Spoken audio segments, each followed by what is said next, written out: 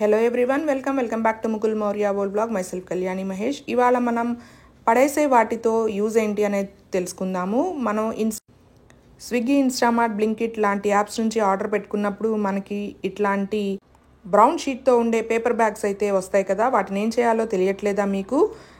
వాటిలో ఎప్పుడో ఒకసారి యూజ్ చేసే థింగ్స్ని మనం ఇలా ప్లేస్ చేసుకుని కబోర్డ్లో అయితే నీట్గా పెట్టుకోవచ్చు అనమాట. పిల్లలు చిందరవందరగా పడేయకుండా ఇట్లాగ అన్నీ ఒకే ప్లేస్లో పెట్టుకుని కబోర్డ్స్లో, షెల్ఫ్స్లో ఇలాగా పెట్టుకోవచ్చు అనమాట. మనకి ఏది కావాలంటే అది తీసుకోవచ్చు.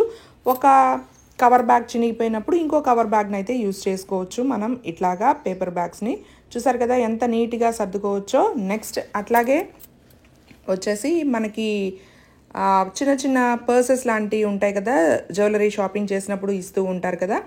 సో అటువంటి వాటిల్లో మనము 1 గ్రామ్ గోల్డ్వి, అలాగే రోల్డ్ గోల్డ్ బ్యాంగిల్స్ ఇట్లాంటివి అయితే ప్లేస్ చేసుకుంటే కలర్ పోకుండా ఉంటాయి అన్నమాట.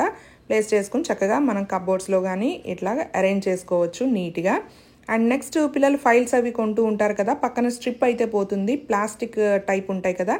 సో వీటిని ఏం చేయాలి అంటే, మనం కిచెన్లో నూనె క్యాన్ పెట్టుకుంటాం కదా, అటువంటి ప్లేస్లో దీన్ని ప్లేస్ చేసుకుని నూనె క్యాన్ పెట్టుకున్నట్లయితే కిచెన్ గట్ అనేది మనకి, స్టవ్ గట్ అనేది జిడ్డు లేకుండా ఉంటుందన్నమాట. తర్వాత కొన్ని బ్యాగ్స్కి మనకి జిప్స్ పోతూ ఉంటాయి కదా, ఇట్లాంటి బ్యాగ్స్లో మనము చైర్స్లో వేసుకునే కుషన్స్ ఉంటాయి కదా, వాటికి కవర్ కింద యూజ్ చేసుకోవచ్చు అనమాట.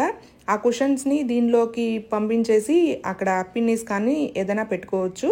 సో ఇదండి ఇవాల్టి టిప్. బాయ్.